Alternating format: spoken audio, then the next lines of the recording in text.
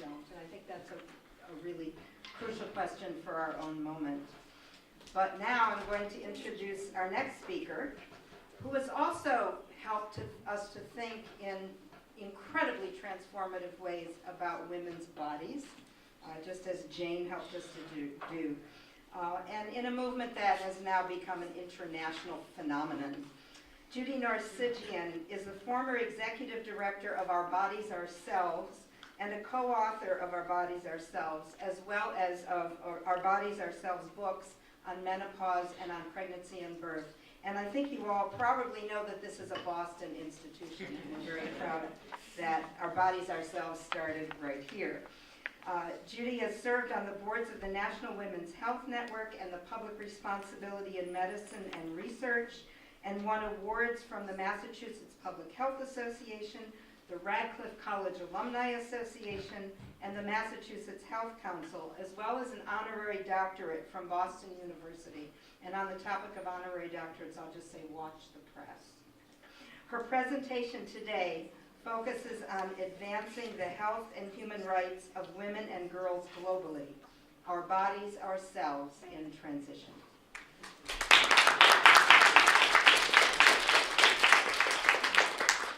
Thank you, Sue. And I think we all know this is in part a love fest for you, Joyce. And even though you don't like it, we all have to say something.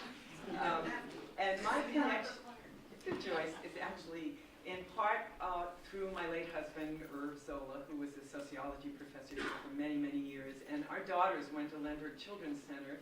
Is Lauren here? Rachel. No, but it was Lauren. No, it was Rachel. That's right, it was Rachel. I didn't see you, Rachel. We were with the baby, of course.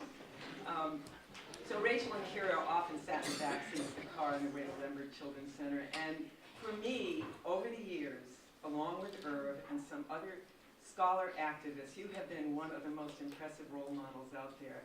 And for anyone going through their college years, I think it's so important that we've got more people like you.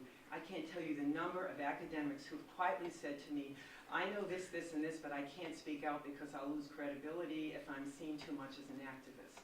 And that makes me sad when I hear that coming from good people who feel that their institutions won't support them. Obviously, you made it here, and so did Irv, not without some controversy, but I honor that kind of courage, and I want to thank you in so many ways for being who you are.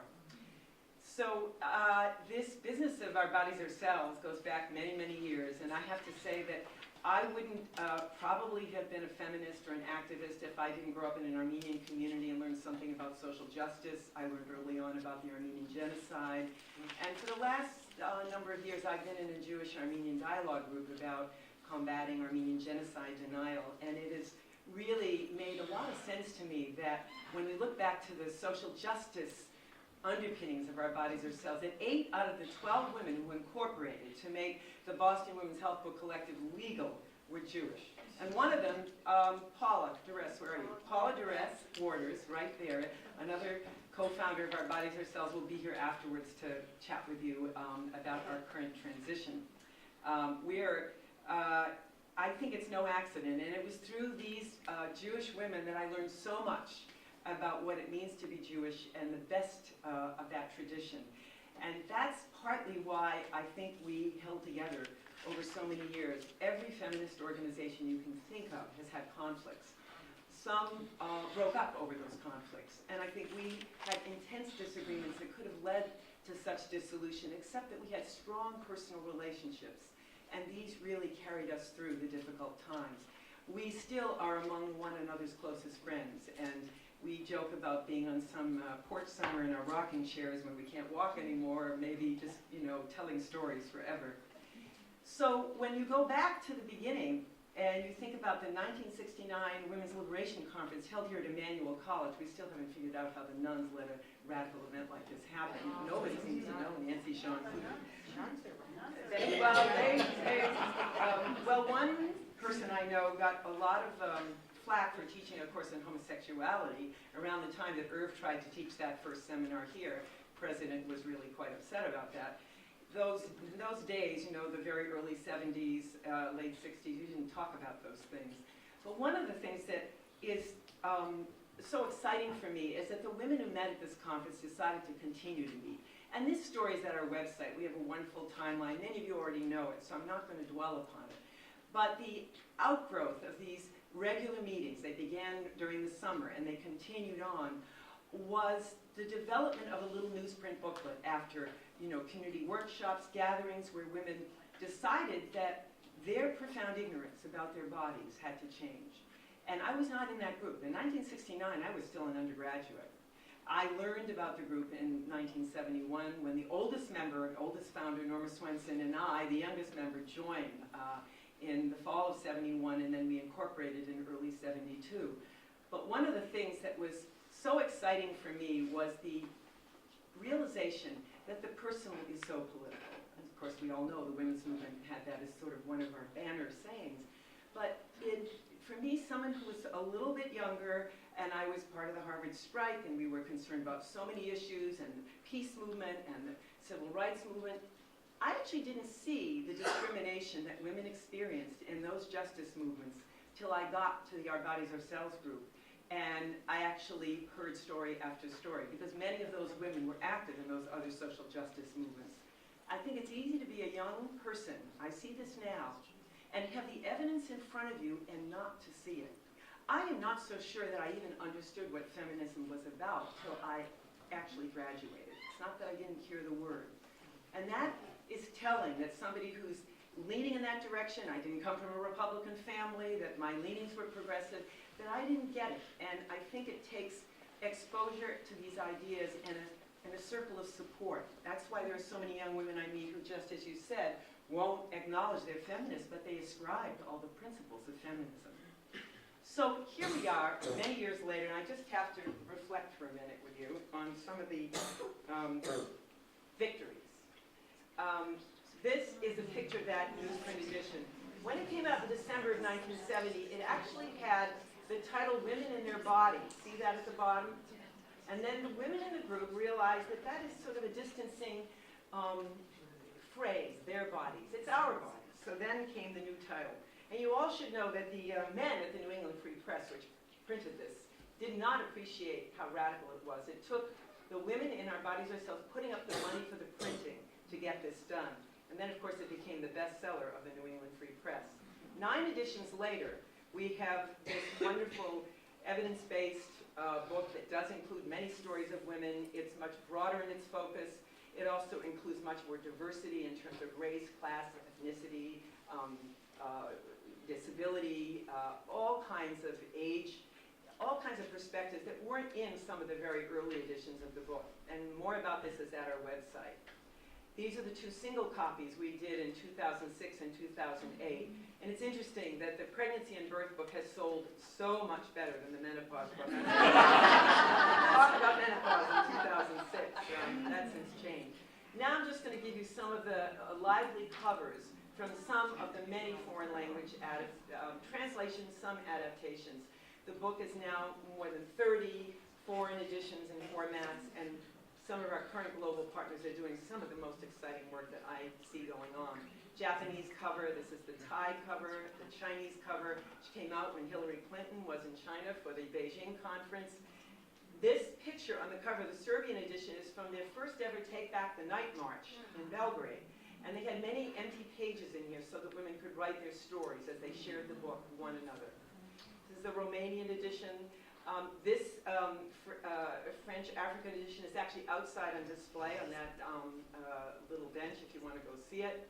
Korean edition, the Tibetan edition, which has a preface written by the Dalai Lama himself. And this was in 2 volumes because Tibetan nuns are supposedly celibate, and there was a very important section of chapters that had to do with contraception and abortion and pregnancy, and they decided that should be in a separate book, not one that the nuns got. They got the stuff about their bodies and keeping themselves healthy. So that was an interesting experience. And these are the older nuns with a younger nun looking at these 2 different editions of the book. The book was actually produced in Dharamsala, of course. This is the second adaptation of the Russian edition of Our Bodies, Ourselves, completely online because the cost of paper was so expensive when this came out. They couldn't even envision putting out a print copy. But there are kiosks everywhere you can get access to this. This is the Bangla edition. This is the 5th most spoken language in the world. This is the 2nd Armenian edition. It's a place that I visit now once a year, and I'm very engaged in violence prevention work there. They're trying to engage men in violence prevention especially. This is one of the training sessions where women were learning to do a manual vacuum aspiration abortion on a pelvic model. Heather, you'll love this picture.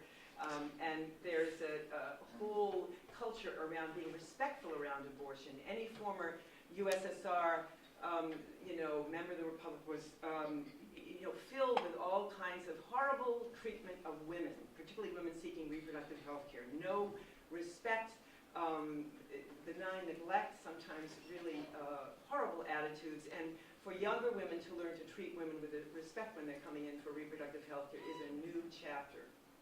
This is from Nigeria. This group, Women for Empowerment, Development, and Gender Reform, has been creating posters for the canoe transport system and all kinds of sort of single pages and small booklets for women in rural areas. This was one of our most important projects because it was as much a peace project as anything else, where Palestinian and Jewish Israeli women were working together to do side-by-side Hebrew and Arabic editions. Some of this is online.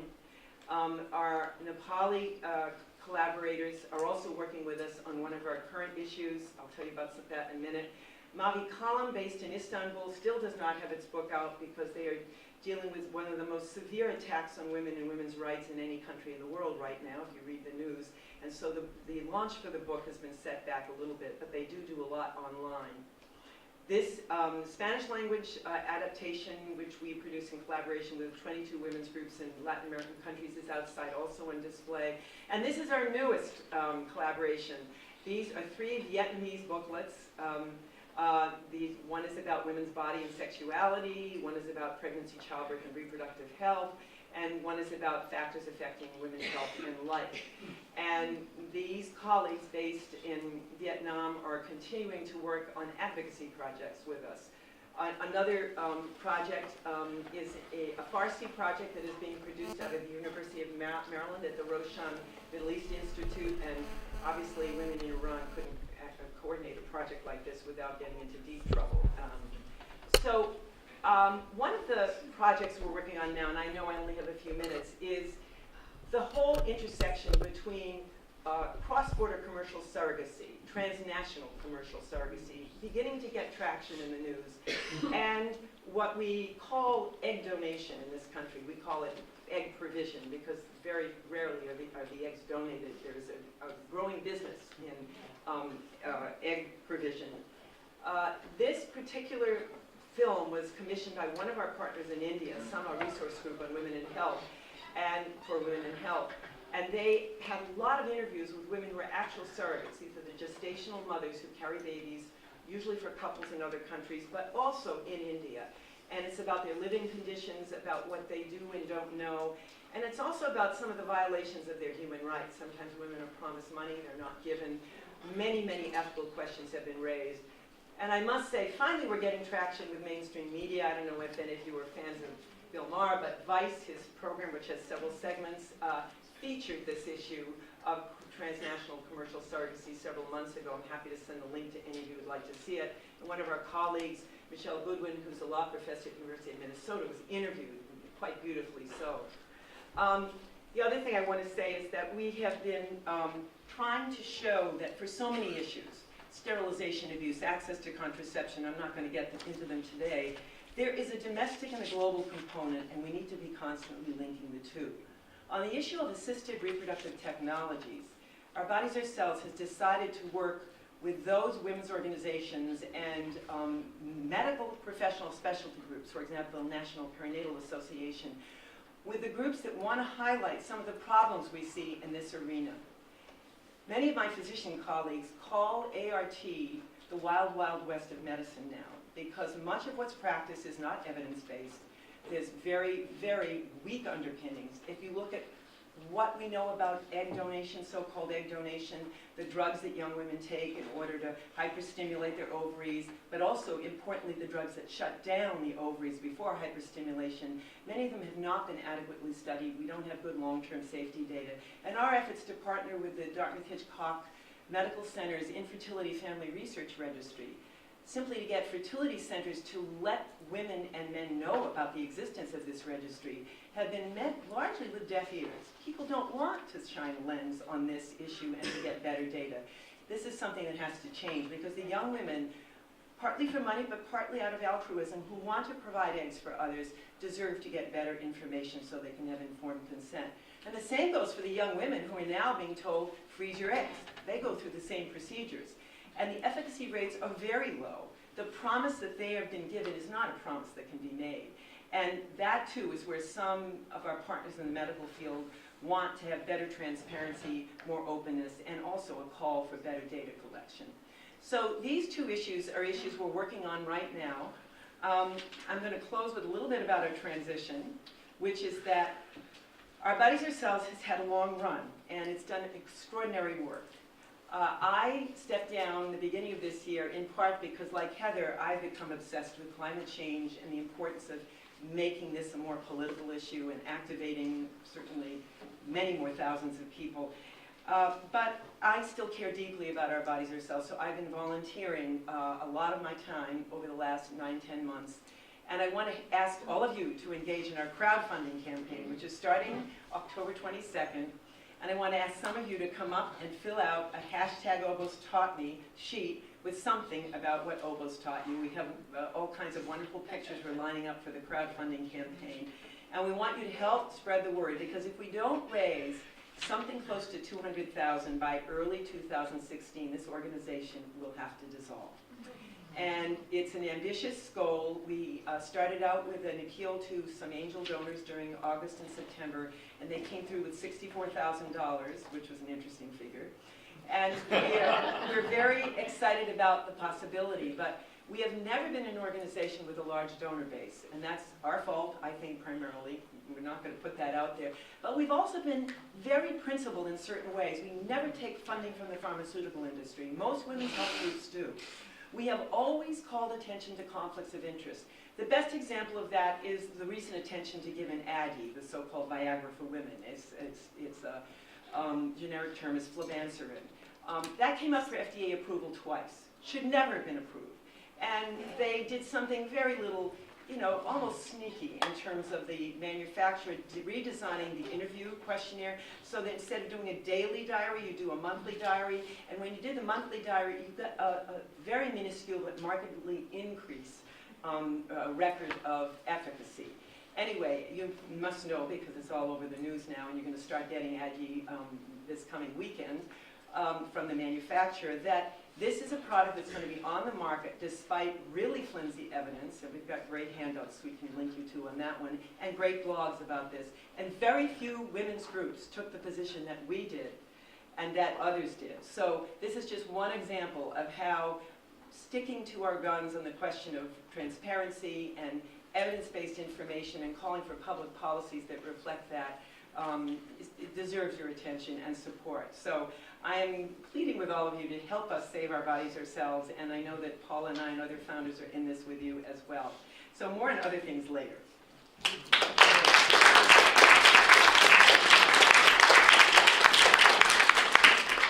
you so much, Judy.